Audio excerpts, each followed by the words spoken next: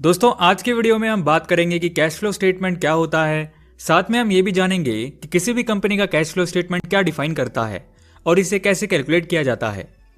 दोस्तों किसी भी कंपनी का कैश फ्लो स्टेटमेंट आपको ये बताता है कि एक गिवन पीरियड में कितना कैश कंपनी में आ रहा है एंड कितना बाहर जा रहा है।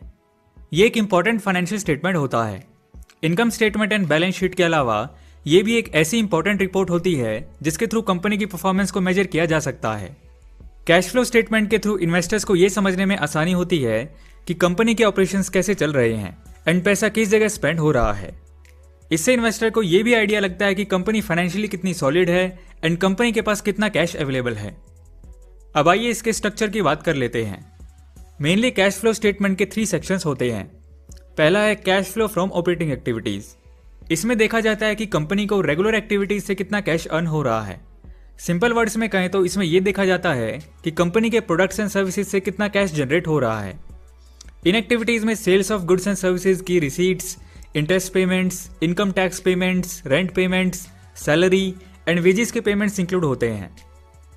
अब बात करते हैं सेकंड सेक्शन की, cash flow from investing activities. Investing activities में उस अर्नड कैश को कंसिडर किया जाता है जो कंपनी ने इन्वेस्टमेंट के थ्रू अर्न किया हो। कंपनी ने जो अदर कंपनीज में इन्वेस्ट किया है उनके थ्रू जितना कैश अर्न हुआ है वो भी इसमें कंसीडर किया जाता है। और लास्ट सेक्शन है cash flow from financing activities. इस सेक्शन में उस अर्नड कैश को कंसीडर किया जाता है जो कैश फाइनेंशियल एक्टिविटीज के थ्रू आता है। जैसे कि अगर कैश का सोर्स इन्वेस्टर्स हो या बैंक लोन हो तो उसको फाइनेंशियल एक्टिविटीज में कंसीडर किया जाता है। इसके अलावा इसमें payments of dividends, payments for stock repurchases and cash pay to shareholders include होता है। वैसे दोस्तों अगर आपको किसी कंपनी के कैश फ्लो के डेटा को जानना है तो आपको टिकर टेप पे इजीली ये डेटा मिल जाएगा।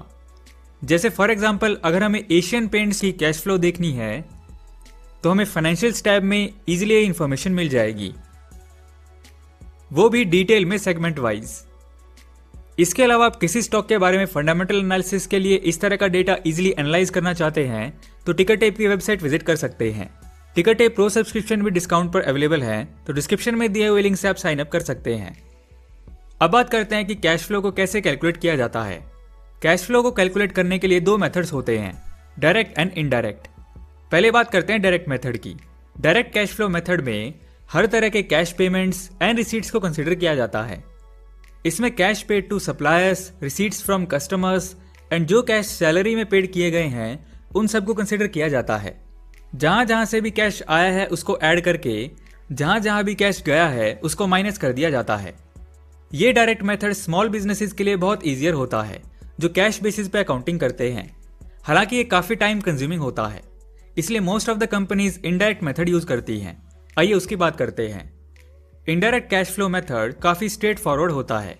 इसमें हर कैश फ्लो की डिटेल्स की रिक्वायरमेंट नहीं पड़ती। इनडायरेक्ट मेथड में कंपनी के गिवन पीरियड ऑफ टाइम के टोटल नेट इनकम को कंसिडर किया जाता है। इसके बाद बैलेंस शीट के फिगर्स के बेसिस पे इस नेट इनकम को एडजस्ट किया जाता है।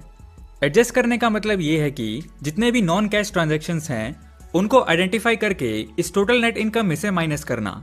एक्चुअली तभी तो हमें टोटल कैश फ्लो का आइडिया लगेगा जब हम उसमें से नॉन कैश ट्रांजैक्शंस को रिमूव करेंगे। कंपनी के balance sheet and income statement को एक्यूरल बेसिस पे बनाया जाता है। मतलब कि जो भी चीजें एक स्पेसिफिक पीरियड में हो जानी चाहिए थी तो उनको ऐड कर दिया जाता है। चलिए इसको एक एग्जांपल से समझते हैं।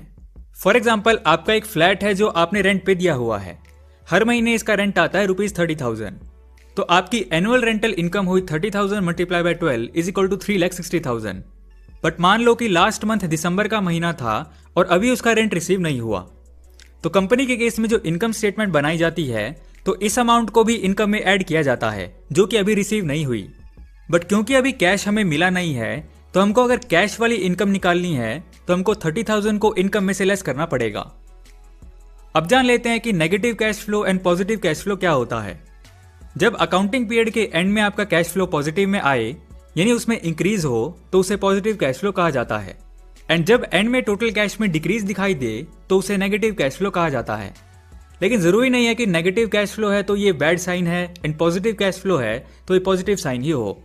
फॉर एग्जाम्पल क्या पता कैश फ्लो इसलिए पॉजिटिव हो बिकॉज काफी लोन लिया हो कंपनी ने ताकि बिजनेस फेल ना हो। और नेगेटिव कैश फ्लो कई बार अच्छा साइन हो सकता है जैसे कि नई नई कंपनीज में होता भी है। अब बात करते हैं कि कैश फ्लो स्टेटमेंट्स की लिमिटेशंस क्या होती हैं। Cash flow statement only cash outflow and cash inflow show करता है, बट इस स्टेटमेंट के थ्रू बिजनेस के ट्रू पोजीशंस का पता नहीं चलता, यानी फाइनेंशियल पोजीशन का कंप्लीट पिक्चर नहीं मिलता। इसकी एक्यूरेसी थोड़ी क्वेश्चनेबल है, because cash flow statement totally balance sheet पे बेस्ड होता है। तो अगर बैलेंस शीट रॉन्ग है तो कैश फ्लो स्टेटमेंट भी रॉन्ग हो जाएगा। तो ये था cash flow statement. I hope आपको टॉपिक क्लियर हुआ होगा। मिलते हैं नेक्स्ट वीडियो में एक नए इंटरेस्टिंग टॉपिक के साथ।